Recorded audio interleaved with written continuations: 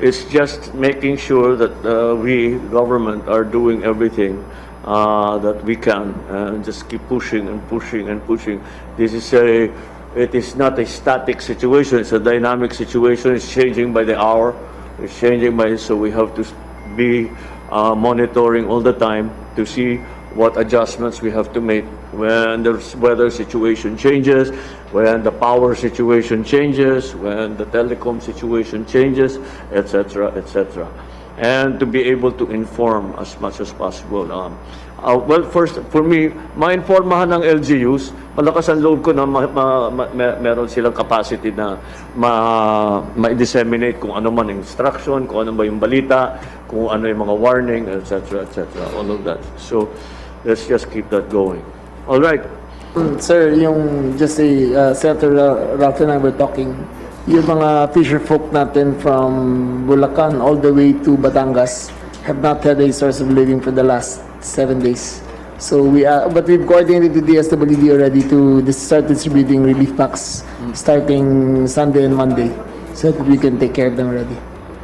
That's around 60 to 70,000, sir. I see. Okay. All right. Mr. President. Well, as long as, yes. Yes, sir. On the areas na nag-declare ng calamity, there's a price freeze. And for DOE, that's kerosene and LPG. Pero the monitoring can be done by the LGU, sir. We're trying to ask the oil companies na mag-price freeze din sila sa diesel and gas and postpone the price hike or any adjustments in another 2 weeks pa. But I think the monitoring, we don't have the capacity to do monitoring ourselves, sir. No, that's why, again, every time we discuss these problems, the coordination with the LGU, once again, it always repeatedly comes up as an important aspect of this. Because, again, it's the nature of the thing. We can do everything we can here, but at some point, the LGUs have to come into play. And without them, very incomplete ang ating magiging relief, ang ating maging rescue, ang ating, again, rehabilitation when the time comes. So let's keep those lines open and make sure that we act upon what the LGUs tell us as to what their situation is.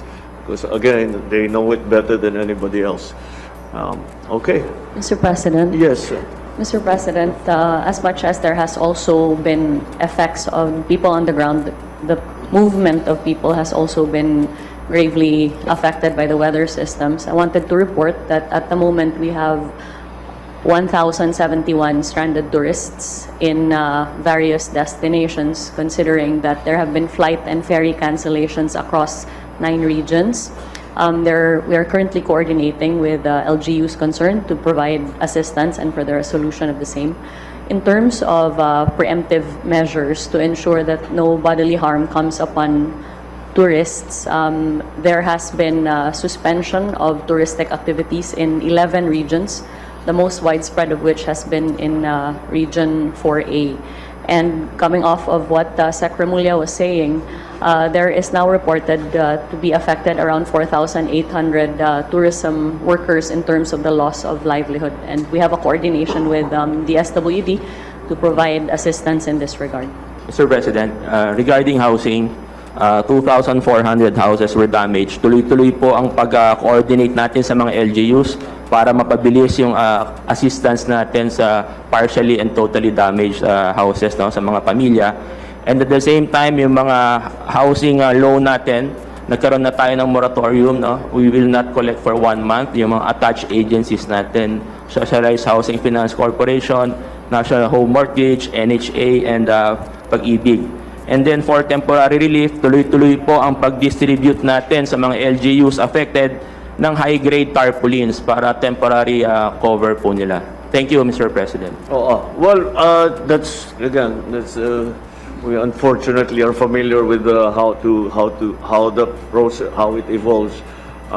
We will come to that.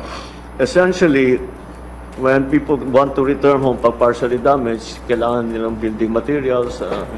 we'll provide that. I don't know if we're already at that point. Maybe in some areas, like you say, ibang lugar nakauwi na sila. And they will be able to assess the damage, and they will ask us we can provide what they need in terms of building materials, even temporary or more permanent down the road.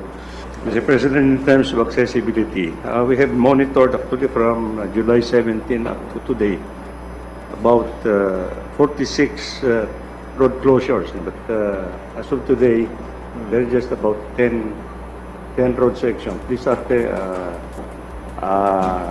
not the primary roads, these are secondary and tertiary roads, Mr. President. And the good thing is the primary roads travel has not been impeded. Open po ang Maharlika Highway all the way from Cagayan all the way to Mindanao, and Manila North Road has been opened all the time. The only thing that we have closed actually temporarily again, Mr. President, is Cannon Road. Yes. Cannon Road for safety reasons, Mr. President. But we So, expect that, landslide na naman ang problema. Mr. President. But we expect that most of the roads, the remaining roads that will be open today, Mr. President. Okay. All right. We just adjust as quickly as possible when the weather changes. The minute magka-opening tayo, gamitin na natin kaagad, send the relief goods, send the information, all of these things. Stay connected to everybody. That's the main thing. Just everybody stay connected to each other and to everybody else, to the LGUs, to your people on the ground, on the regional level, at the provincial and municipal level as well. So we are aware of what is happening everywhere and can respond accordingly. Okay. Yeah. Is there anything else? Anything else that we need to be? Yes. Just a reassurance, marami po tayong cash at handa po ang ating mga government financial institutions para sa pagdangailangan ng salary loan, calamity loan, pwede po tayo magbigay ng mas mababang interest. Well, that's always good to know. There is a ready source of income. Kiko, wala tayong problema sa buffer stock. No problem, sir. yeah. Mr. President, sa Okay. rice, we've been supplying. I know that LGUs already, our and, warehouses are full. We're just monitoring agricultural commodities, and kung tumaas man in calamity areas, we can impose the price active. Kailangan. Oh, sige. All right, so we have that assurance from DA na kompleto naman ang at least bigas yung ayos tayo. Mr. President, just wanted to reiterate that the Mines and Geosciences Bureau issues a 2 to 3 day forecast based on the rain forecast on what barangays, at the barangay level, which barangays are susceptible to very high flood, moderate flood. How do you disseminate that info? Right now, Mr. President, it's provided to the OCD, and then it's provided to the regional offices of DNR for them to disseminate.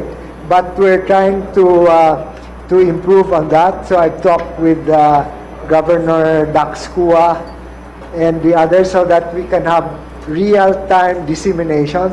And this is where I think our other government agencies, if you will find them useful, we will directly, real-time, provide them to everyone rather than through different channels, like it has to go through the region and then from the region disseminated to the LGUs themselves. But that's the key. To be that granular, that's important.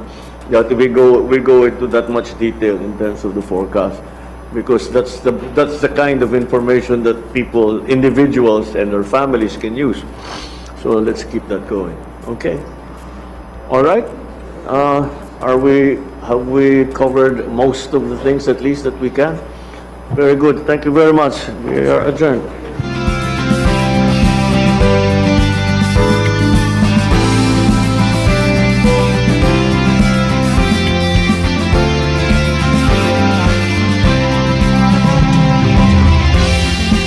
So far po ma'am, ang ating pong evacuees ay 497 in families and 1,635 individuals po.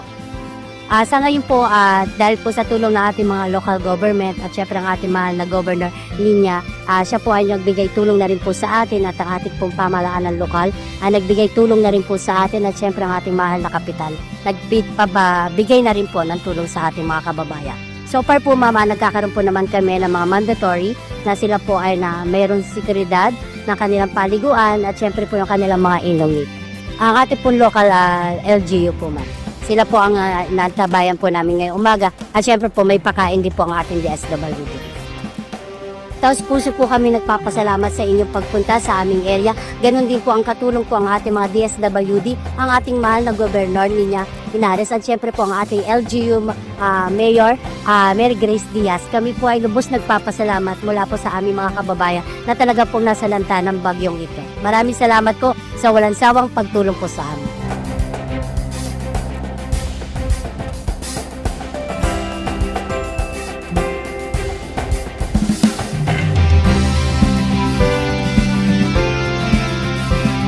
Papasalamat ko po kay Pbbm. Isa rin po ako na sumusubaybay sa kanyang mga ginagawa.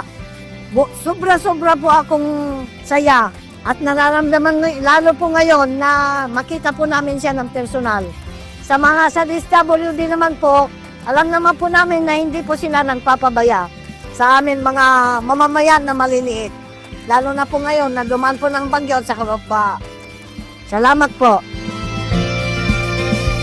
Salamat naman na pumunta sa amin lugar na sa Mali. Di na kami maghihirap na pumunta dito ang presidente. Thank you naman.